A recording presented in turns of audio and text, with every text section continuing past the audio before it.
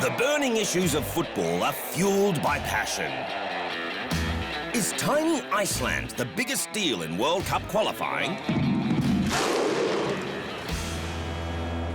Has Edinson Cavani come good on PSG's investment? And should footballers ditch the selfie? Hot debate from the world game, here on The Burning Issue.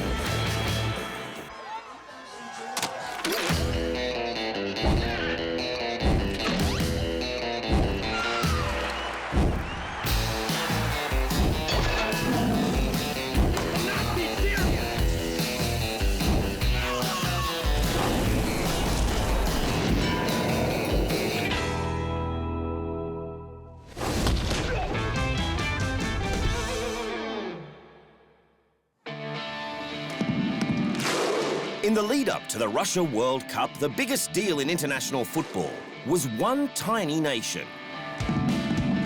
Iceland beat supposed powerhouse England in the knockout round of Euro 2016. Then became the smallest country ever to qualify for a World Cup, with a 2-0 win over Kosovo to top their table in 2017. The little island just south of the Arctic Circle is home to only 330,000 people, which truly smashes the previous record set by Trinidad and Tobago when its population of 1.2 million produced a team that made it to the 2006 Germany World Cup. One of the reasons Iceland managed to punch so far above its weight was a tenacious attitude, typified by star midfielder Gylfi Sigurdsson. The results showed and the passion we have and the belief that we have within the team, and also the quality we have as well. We Iceland's mighty conquests are highlighted further by the fact that while it qualified for Russia with a population of 330,000, the USA, with a population of nearly 330 million, gassed things and went down 2-1 to Trinidad and Tobago, yep, the former smallest nation, and failed to qualify for a World Cup for the first time since 1986. There is a key to Iceland's success. While it's small, 20,000 Icelandic citizens are registered football players. That's 5% of its whole population. Now that, friends, is depth. You get a sense of how much football means to the Nordic nation when its stars return from toppling giants and they're treated to one of the greatest spectacles in sport. A bone-chilling ritual known as the Viking thunderclap.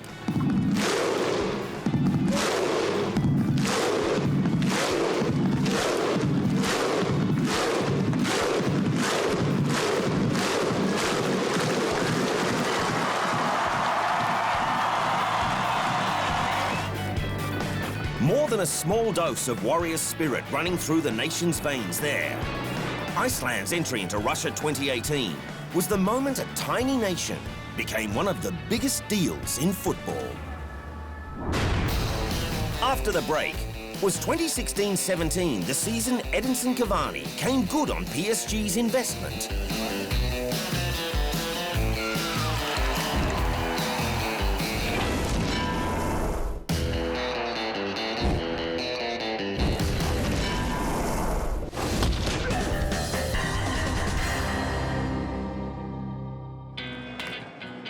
In his 4 seasons at Paris Saint-Germain, talismanic Swede Zlatan Ibrahimovic wrote one of the club's great chapters.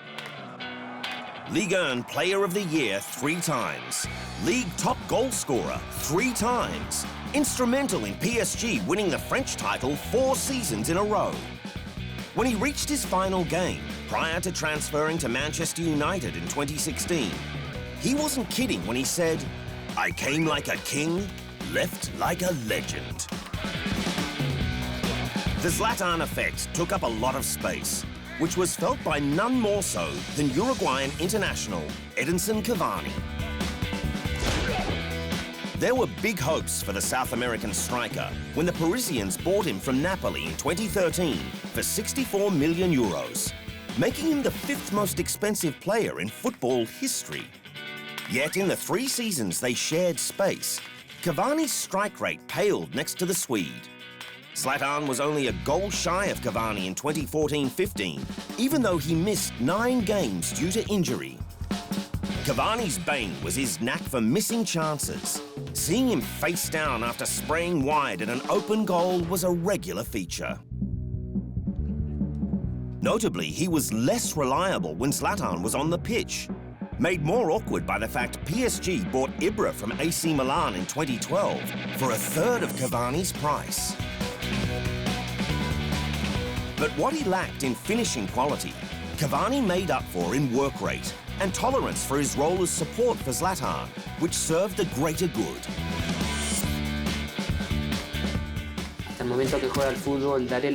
Now I'm a forward, and many times I'm judged because I cannot score goals. But when I go home at night, I want to be able to put my head on my pillow and sleep well, thinking I gave everything for my teammates, my group. There were hints of what was to come here and there. When Ibra was out with injury and Cavani moved to the middle, he was far more effective, clearly relishing the role. The seeds of this potential finally burst into life in 2016, when Ibra moved on and Cavani stepped up as PSG's main man full-time. In November, he scored in a 2-0 victory over Angers, making him the 4th player in PSG's history to score 100 goals for the club. He scored a second-half brace during a 4-1 thrashing of Monaco to win the 2017 Coupe de la Ligue, helping PSG make history as the first team to win the tournament 4 times in a row. Cavani also contributed a goal when PSG again thrashed Monaco, this time 5-0 in the Coupe de France semi-final, sending them through to face Angers, who they beat to claim the club's 11th cup. The downer was PSG's failure to catch Monaco in the title race, and the almost impossible exit from the Champions League round of 16, thanks to a historic 6-1 loss to Barcelona in Game 2. But by season's end, El Matador had scored 35 league goals, earning him Ligue 1 Player of the Year. Across all competitions, he pulled up 1 goal shy of Zlatan's PSG record 50 goals in a season. But when asked if missing the record was disappointing, again, he placed club above his ego. I don't think about it. I think about winning with the team, growing up as a team and Paris Saint-Germain. That's what matters to me. That's what will remain in the story of the club. That's why I fight every day in order to win cups. Everything comes because of work and reaching the team's goals.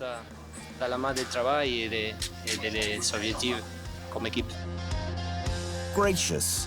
But a comment from earlier in the season when Cavani began holding the limelight was telling. This is where I would have liked to be aligned as soon as I arrived in Paris. So it's clear he exercised no short measure of patience throughout the Zlatan era. For that, and for doing a decent job of filling the great man's shoes in his first season out, Cavani deserved the spoils of his leading man role. His 2016-17 performance was also no doubt the moment PSG finally felt they'd got return on their investment. They're a permanent fixture with a long history. But do World Cup mascots add anything to the tournament? These days, no World Cup is complete without its mascot. But it wasn't always the case. The first furry fellow to feature on football's greatest stage was World Cup Willie in 1966. The English taking inspiration from their iconic and fearsome national symbol, the lion. Every World Cup from that point on has followed suit. But do they really add anything to the tournament? Designers aim to, in some way or another, make them symbolic of the host nation. although how they're symbolic is often a little unclear. Mexico in 1970 had the sombrero-wearing Juanito. Then West Germany's boys, Tip and Tap. Argentina's Gauchito. Until Spain went a little off plan with an orange named Naranjito.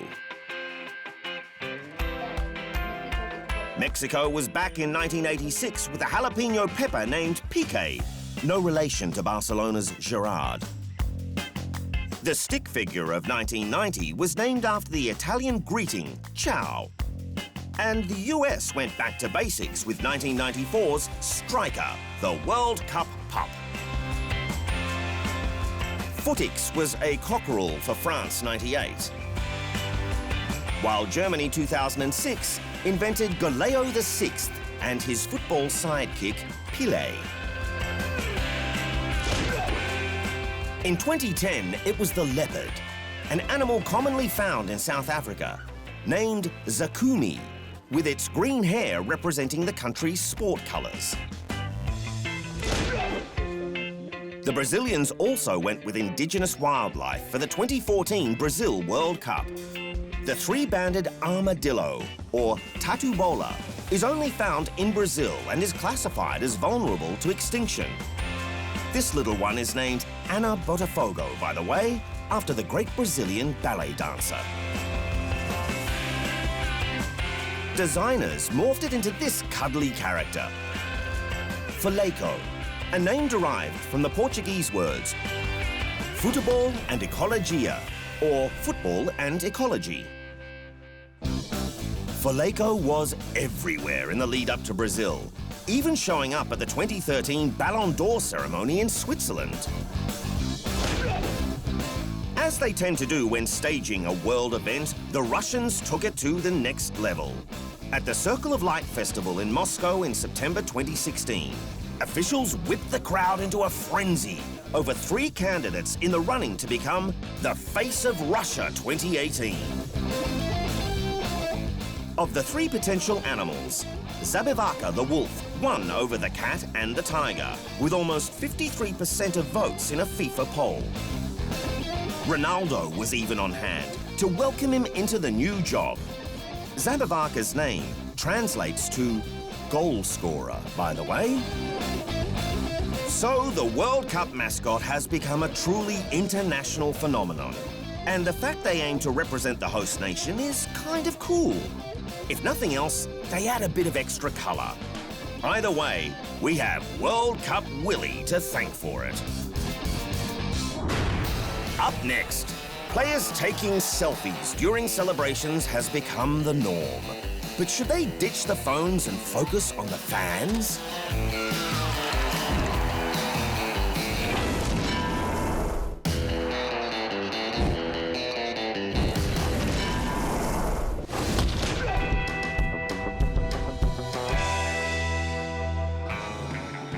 Football, apparently, is not immune to the modern epidemic known as the selfie. And it's not just fans being caught up in the annoying addiction. Every time there's a parade for a team off the back of some major win, there's at least one Muppet on his phone, either taking footage of himself or of the surrounding sea of adoration. Some of the worst offenders seem to be the boys from Real Madrid. Look at them shoved into the top of the bus following the club's 12th Champions League win. Made even more annoying because some of the phones were mounted on selfie sticks. The odd happy snap with teammates isn't such a problem, but when they try to film the whole event, it gets on the nose. Isn't there something to be said for putting the tech away and actually being in the moment? Back in 1998, when no one had even heard of the word selfie, the French enjoyed themselves and each other's company without needing to pout at their phones. It should also be said that a parade isn't just for the players, it's for the fans too. And stars buried in their phones isn't great for engagement. Someone apparently got sick of being ignored there. The Team USA women were brilliant, phoneless, and thanking the adoring mob for the support following their 2015 World Cup victory. As was the legendary Carles Puyol when Barcelona won La Liga in 2013, swapping his phone for a streamer gun. Carlos Tevez demonstrated in 2012 when Manchester City won the Premier League that staying off the tech can be an opportunity to have a dig at an ex-manager. This time, former Manchester United boss Sir Alex Ferguson, who finished second behind City. Bayern Munich employed a rather traditional method for keeping its players' hands occupied and off the phones in 2017. Perhaps we can excuse a few offenders, like Claudio Ranieri after Leicester's 2016 Premier League win. Maybe he knew it was too good to be true and was desperate to capture the happy times on film before the axe came down on his job. And because he was usually such a humble legend, we'll let retired Roma great Francesco Totti off the hook for orchestrating this classic on-field selfie to mark scoring against Lazio in his 40th Derby della Capitale in 2015. But for the rest, the selfie craze is an issue, and players would do well to ditch the tech and live in the moment, as much for the fans as for themselves. Spectators marvel at his pace, which is literally world-class. But is Pierre-Emerick Aubameyang even the fastest in Germany? French-born Gabonese bullet, Pierre-Emerick Aubameyang, has a reputation as one of the fastest players in the Bundesliga. Famously in 2013, when he'd recently transferred from Saint-Etienne to Borussia Dortmund, he was clocked running 30 meters in 3.7 seconds. The dazzling dash sent a flutter beyond football. 3.7 seconds was 0.08 seconds faster than Jamaican sprint king Usain Bolt had run over his first 30 meters when he set a new world record for the 100 in 2009. Aubameyang was quick to qualify that he was not faster than the fastest man on earth. Any athletics fan knows how sluggish the big Jamaican always was off the blocks. But when he did get up to top speed, Bolt reached a staggering 27.8 miles per hour. 2017 data had Aubameyang at 22 miles per hour at his fastest. Still, it's phenomenal speed, which makes Aubameyang feared by goalkeepers. He top scored in the Bundesliga in 2016-17 with 31 goals. His pace also opens up gaps and creates space for his teammates. Thing is, though, he wasn't even the fastest in Germany. That title went to Mönchengladbach's dynamite midfielder, Fabian Johnson. The speedster, who's also an American citizen and plays for the US, peaked at 22.1 miles per hour. In fact, there were two players actually on par with Aubameyang, with others just shy and nipping at his heels. Aubameyang is a superstar who gets loads of praise for his pace. But in the Bundesliga, he's not quite king. Football is a game with strict rules. There to avoid chaos on the field. But can we get along without them? Modern football has become a precise, highly scientific sport with clearly defined rules, nowadays held under an even more powerful microscope with video-assisted refereeing. But while people bang on about regulations, once upon a time, the rules weren't so important. Every year, the quaint English town of Ashbourne provides a window into football's savage evolutionary history with the ancient tradition of Shrovetide football.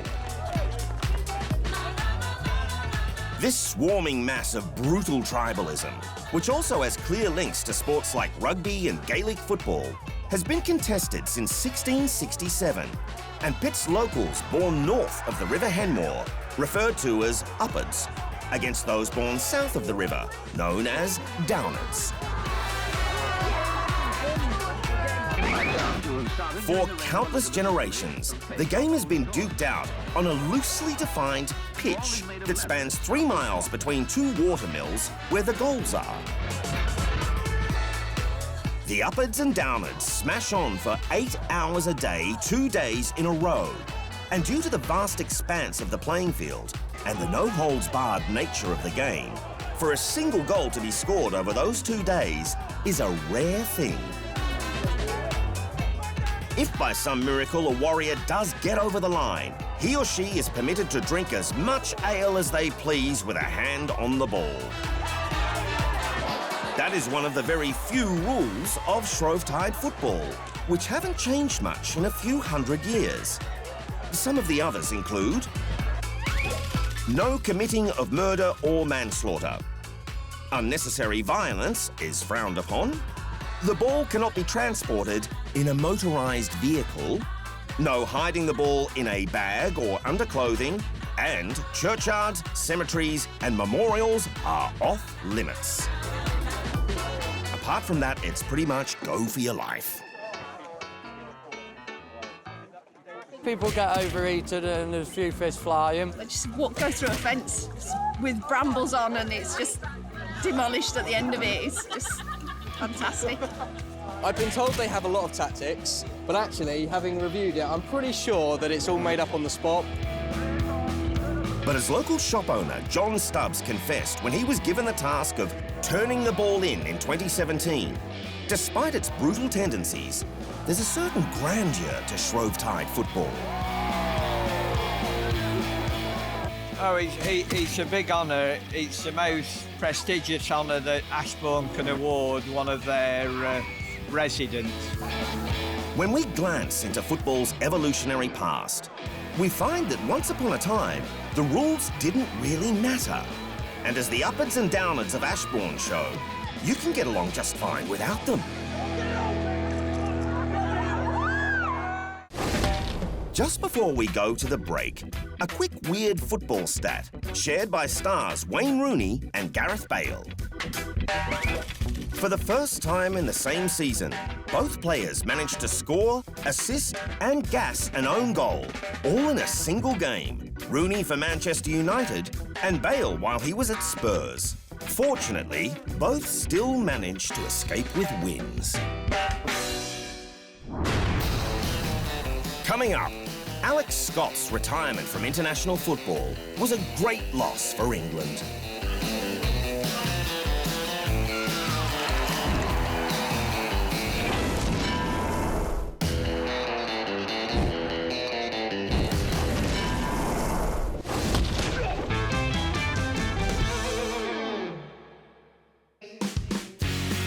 In September 2017, with 140 appearances for England under her belt, veteran right-back Alex Scott announced her retirement from international football as the second most capped England player ever.